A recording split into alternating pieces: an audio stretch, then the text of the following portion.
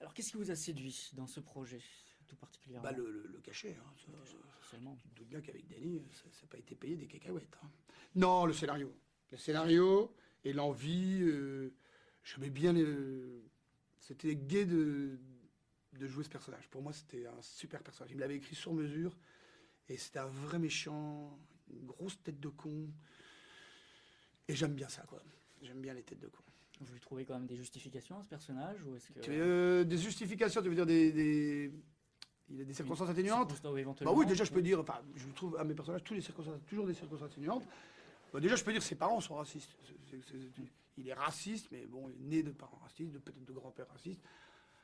Bon, c'est une circonstance atténuante. Et puis après, je dis, il faut pas, je peux pas le condamner quand je le joue.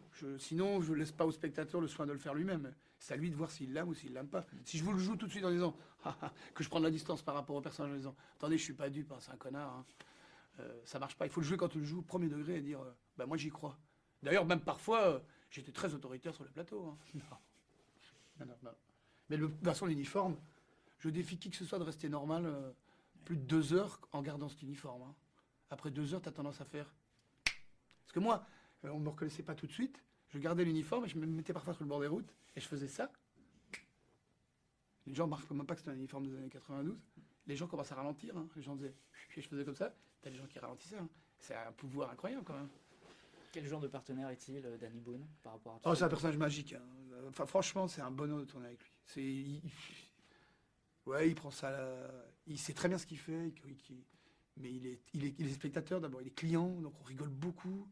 Et il fait ça avec légèreté, quoi. Donc la légèreté, c'est une des choses les plus difficiles à acquérir. Parce que ça se sent, ça se communique aux autres.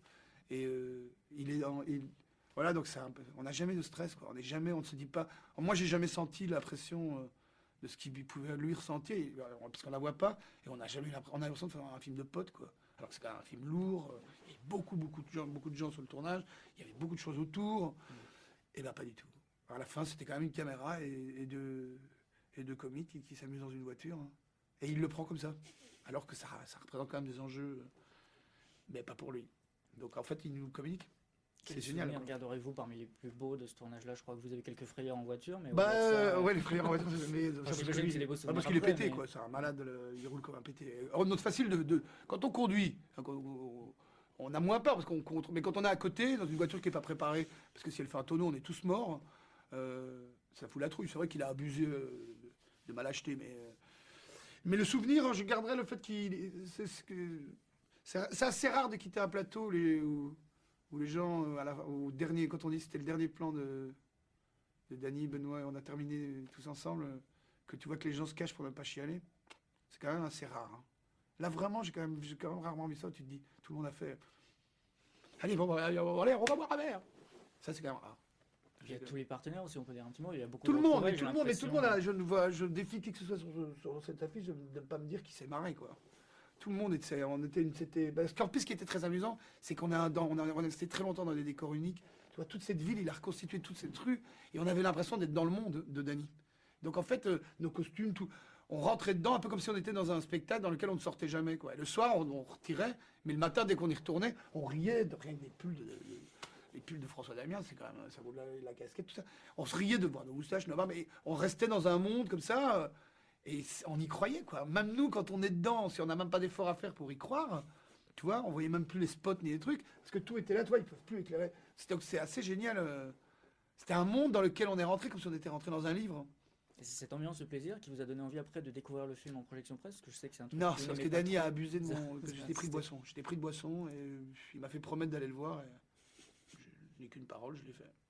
Vous avez toujours autant de mal à vous voir ou... Ouais. Mais pas sur celui-là, pas du tout. Parce que je crois que c'est le petit bouc, je sais pas. Il y a quelque chose Ça qui fait que je change, me suis ouais. pas reconnu. Et surtout qu'il y a plein d'autres acteurs qui m'ont fait. Pour moi, les scènes qui me font le plus rire sont pas nécessairement les scènes dans lesquelles je suis. Moi, il y en a une que je trouve culte avec Bruno Locher. Il y en a une que je trouve culte avec Gamelon. Il y en a avec Karine Villard. Et donc, j'étais super spectateur de mes camarades de jeu. C'est pour ça que peut-être je perds un truc quand je vais pas voir les films dans lesquels je tourne. Parce que parfois, je vois pas ce que les autres ont fait quand j'étais pas là. Je reconnais, mais en même temps, bon, j'essaie de me simplifier la vie. Et l'écriture, la mise en scène, au même type que Danny Boone, c'est quelque chose qui vous Non, attire? non. Du tout. Pour avoir vu travailler Danny Boone, je ne pourrais pas le faire. Non. Il avait son chalet à côté du mien. On avait exactement le même. Hein, les mêmes petits feux, les mêmes cadres, les mêmes lits se superposés, la même petite kitchenette, à part qu'il y en a un qui bossait et un qui bossait pas. Je n'ai jamais arrivé tout le temps qu'on est resté au Val-Joli, ça s'appelait comme ça. Je n'ai rien foutu alors que lui il bosse encore, quoi. Alors qu'il est en train, il bossait. Et là maintenant, il fait toute la promo, parce qu'on l'a fait ensemble, certes. Mais moi, dès que j'ai fini, je plie, hein, je calte. Lui pas, il commence à préparer, il a 1 mois pour préparer, puis il monte sur scène. Et il veut réécrire 2-3 autres nouveaux sketchs. Je dis, mais il n'arrête pas. Mais c'est pour ça qu'il est méritant. Hein. Comment est-ce que vous le décririez, ce film? C'est une comédie assez atypique dans le cinéma français. Comment est-ce qu'on pourrait le... Ah, mais moi, j'ai trouvé une comédie de Danny Boone. Il va inventer, comme Bill Wilder, il va mettre son nom sur un type de comédie. Moi, je ne peux plus trouver d'autres mots que de dire, du Danny Boone. Et il va s'améliorer encore. Moi, je trouve qu'il est encore... Enfin, c'est mon avis. Hein. Je le trouve meilleur que les ch'tis. Parce que d'un point de vue technique, d'un point de vue écriture, il n'y a plus un. Il sert de plus en plus. Il n'y a plus de phrases perdues, il n'y a plus de scories, il n'y a plus rien. Et il va encore aller, parce qu'il a de plus en plus d'ambition. Donc il arrive, comme Bill Wilder, il va devenir un technicien extraordinaire de la comédie. Il a les rouages, et puis il n'est jamais content de lui. Vous savez que Danny, je ne sais pas si vous l'a dit, quand il joue au théâtre, parce qu'il me l'a raconté il n'y a pas longtemps, donc je suis resté sur mon cul, il s'enregistre tous les soirs. Et tous les soirs après le spectacle, il revoit sa performance et il regarde à quel endroit un gars qu'il a déjà fait 50 fois a moins bien marché ce soir-là. Et pour pouvoir la retravailler le lendemain. Vous voyez, ça, c'est du bosseur. Ça. Il y a Tim Seat aussi qui fait ça, on m'avait dit aussi. J'ai un peu pourtant, quand on regarde mais le bon, spectacle, voilà, on n'a pas l'impression. C'est autre chose, mais... non, j'adore Patrick. Patrick, si tu me regardes, je t'adore.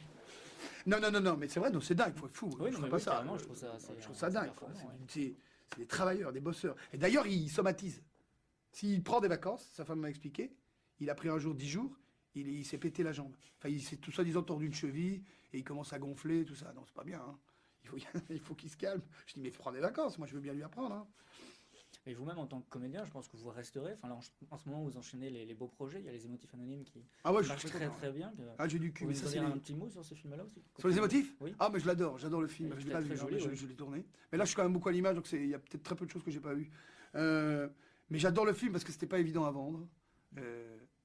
Et je suis content pour le réalisateur. Parce que le réalisateur, vous imaginez, parce que je me suis rendu compte après que j'avais fait la promo en expliquant que ça parlait de lui et de sa vie. Vous savez, pour un émotif, si le film n'avait pas marché, et qu'en plus on lui dit, vous savez quoi, votre histoire, il se livre, il lui a fallu 2 ans pour se livrer et dire, il n'avait jamais fait de comédie, il dit, je vais parler de moi, parce que je pense dans tous ses films, il parle un peu de lui, mais de manière... Mais là, il fait son sujet, sa vie, et imaginez-vous que ça marche pas. Après, je me suis posé la question, j'étais en vacances, je me dis, merde, parce que moi, j'ai pas aux chiffres, hein, je veux pas savoir, je dis... Et après, je me suis dit, bordel, si ça marche pas, c'est pire. Il a pris la parole pour dire, voilà, je suis un émotif, et tout le monde se dit, on s'en fout.